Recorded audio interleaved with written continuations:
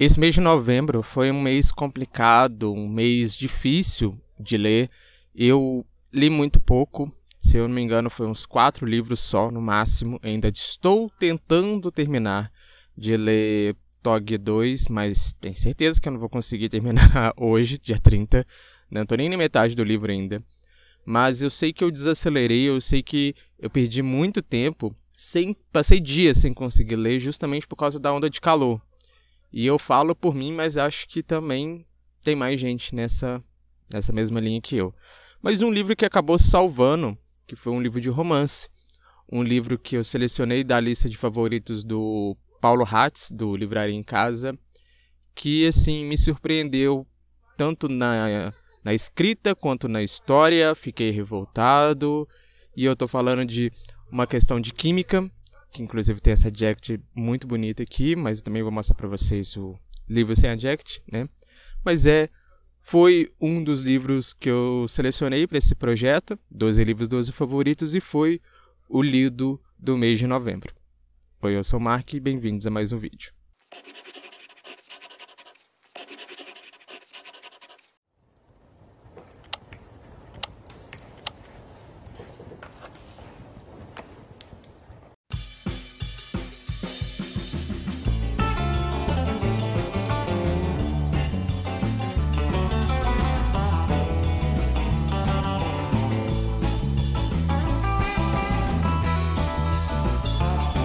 Uma Questão de Química, da autora, como é que é? Bonnie Garmus, acho que é assim mesmo, né?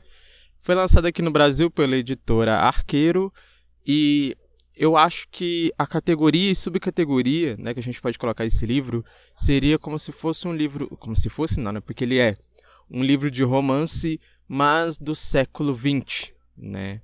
Acho que é o melhor jeito que eu posso colocar, que eu posso falar desse livro sem dar muito spoiler. Nesse livro a gente acompanha a história da Elizabeth Zott. Ela é uma cientista, né, mais especificamente uma química, que pesquisa, que faz trabalhos ali de artigos, né, e tal, testes científicos sobre a origem da matéria. Só que há um pequeno problema. Ela é uma mulher nos anos de 1960. Justamente nessa época, as mulheres são muito menosprezadas pelos homens, muito rebaixadas, eu acho que eu posso colocar assim. A maioria, principalmente no instituto onde ela trabalha, né, os homens veem as mulheres simplesmente como um instrumento de prazer, de reprodução e para servir ao lar. Não como uma cientista que busca renome, que busca descobrimentos na área, sabe? Eles menosprezam muito o trabalho dela e, na verdade, de todas as mulheres, mas mesmo principalmente da Elizabeth, porque eles ficam achando que ela tá ali no instituto só para poder arrumar algum cara, algum cientista lá famoso para casar com ele, sabe? E ela é totalmente diferente disso. Ser quem na fila do pão? Eu respondo, ninguém! Ninguém! E como eu disse, a Elizabeth, ela não aceita, sabe, ser colocada nessa posição que os homens querem que ela se adeque, né, que ela aceite. Então, ela briga muito com eles por causa disso, tem muita discussão dela por causa disso, né. Só que, felizmente, ela encontra, no meio de todos esses cientistas, né, ali do instituto, um outro cara chamado Calvin Evans, que não vê ela como como posso colocar? Como uma pessoa abaixo dele, sabe? Não, ele vê ela como uma igual, uma cientista muito promissora, né? Tanto que a linha de pesquisa dela com antimatéria tem ali a ver com... tem embasamento, né? Alguma coisa ali com o experimento dele. Só que... não, antes de falar isso, deixa eu dar outra informação. Eles acabam, justamente por ele ver ela de um modo com respeito, sabe? Por ele ver ela como uma cientista e não como uma mulherzinha qualquer igual às outras, ela começa a se interessar por ele por ela, e aí dá o romance entre os dois, que é muito engraçado, é muito bom de ver.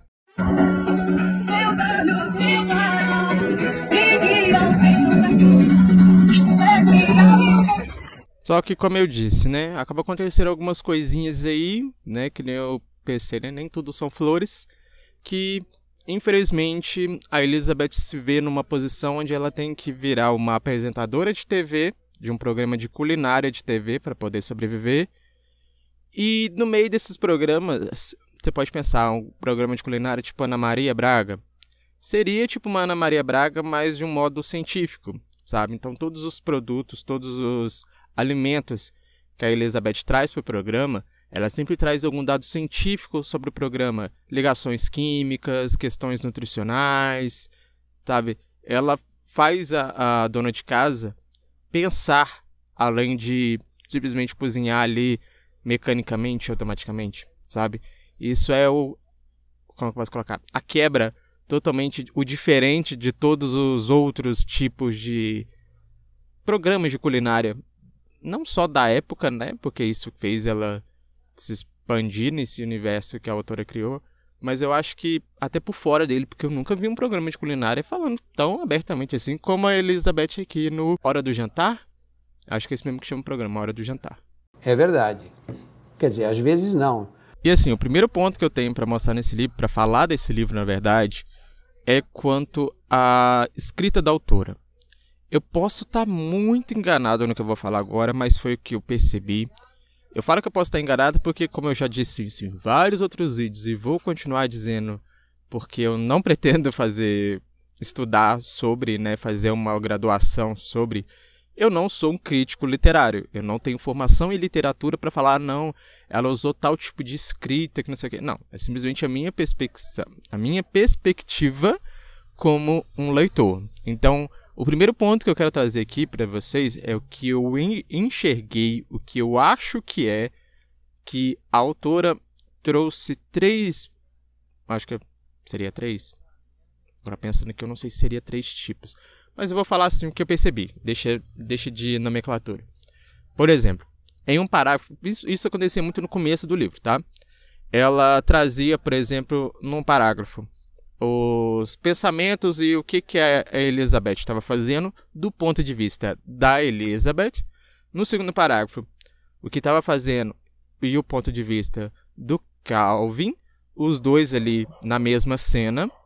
E no terceiro parágrafo já era uma questão como se fosse um narrador observador, sabe?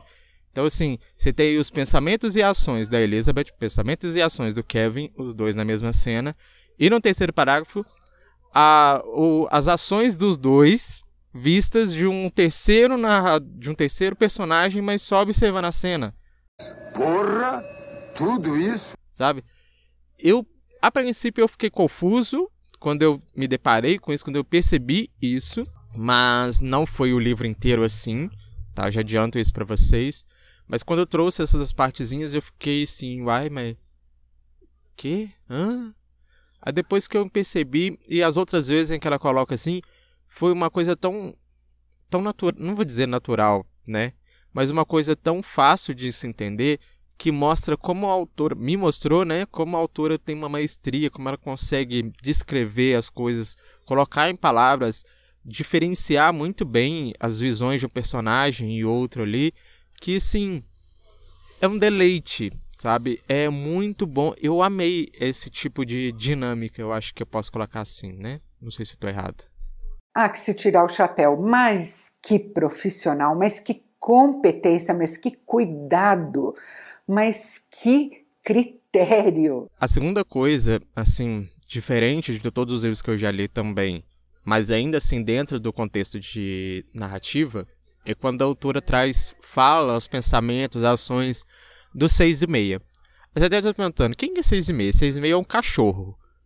Aí você pensa, ela falou que o cachorro banou rápido, não sei o que. Não, o cachorro tem consciência, ele tem pensamentos, ele não fala, né, óbvio, mas ele tem pensamentos como um ser humano, sabe? Ações de cachorro mesmo, de, por exemplo, proteger a criança, né? De interagir com os humanos e tal, mas de perceber, assim. E sem contar que o cachorro aprende mais de 200 palavras. E ele reage a essas palavras. Ele entende o que a Elizabeth, o Calvin, né, falam sobre essas palavras, quando usam essas palavras, né? A filha da Elizabeth também, que agora eu esqueci o nome dela. É engraçado ver isso porque é um ponto de vista totalmente diferente, quebra a leitura, a narração ali, e ao mesmo tempo ele é um cachorro que ajuda muito, tanto na narrativa, né? Quanto na Elizabeth, quando ela tá fazendo ali os experimentos dela em casa, os testes, né, dela em casa, ele acaba ajudando ela ali também, ela ensina ele a ajudar ela. Então, é muito interessante o 6,5 nesse livro, é totalmente diferente, é muito legal. Eu não quero mais saber de depressão e de coisas pra baixo. E assim, quanto a outros personagens, eu senti que a autora pegou muito, ela trabalhou muito na questão das mulheres, né, para ser mais exato.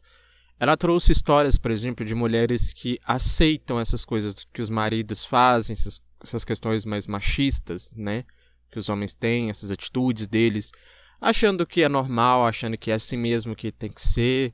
Também traz histórias de outras mulheres que passam a ver isso como uma atitude ruim, a se valorizar, tipo assim, gente, eu não mereço isso, eu não preciso disso, sabe, esse homem não tá comigo porque ele me ama, ou ele tá comigo, mas tá com a secretária, sabe? Ela traz essas outras histórias também de outras mulheres. Então, tem, assim, um contexto, tem, assim, trechos, né?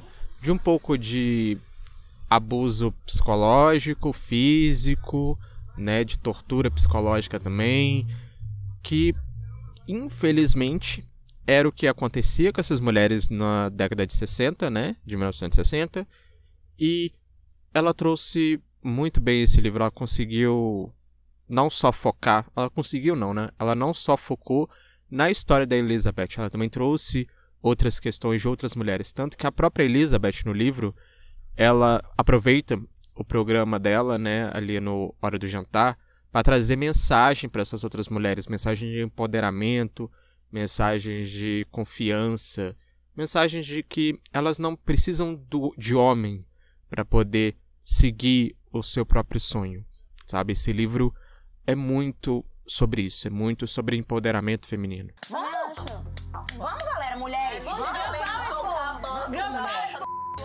Voltando agora para um contexto científico, né, para a parte do instituto, esse livro ela acaba trazendo muita informação também de que na área científica os homens acreditam só nos homens, nas palavras dos homens, nas atitudes dos homens. E, por exemplo, né, uma mulher que, caso ela tenha um caso com um homem casado, né, e ela acaba tendo um filho desse homem casado, ela é vista como a errada, como a irresponsável, carambaquá, e acaba que o filho dessa relação acaba sofrendo também por exemplo, pela professora dele na escola, sabe? A mãe vai levar o filho, aí a professora vê que a mãe não é casada, aí ela começa a atacar, mas assim, que entre aspas, né, a criança. Aí eu fico assim, gente, mas o que o menino tem a ver com isso, sabe? Ai, nossa, eu fiquei com muita raiva quando eu vi isso no livro, eu fiquei com muito ódio disso. Só não mais ódio do que os próprios homens, porque tirando o Kelvin, eu tô falando Kelvin toda hora, né? O Calvin e o padre, todos os homens desse livro são escrotos, machistas e o caralho aquá, sabe? Vontade de esganar eles. E, assim, não vou dizer que não só pior, mas o que me deixou mais chateado de ver e realmente provavelmente deveria ter acontecido nessa época também, é a questão de mulheres atacarem mulheres por estarem numa posição errada. Aí, Mark, mas como assim posição errada? Em outras palavras, a secretária, por exemplo, defendeu o chefe e o chefe tá atacando uma outra colega de trabalho.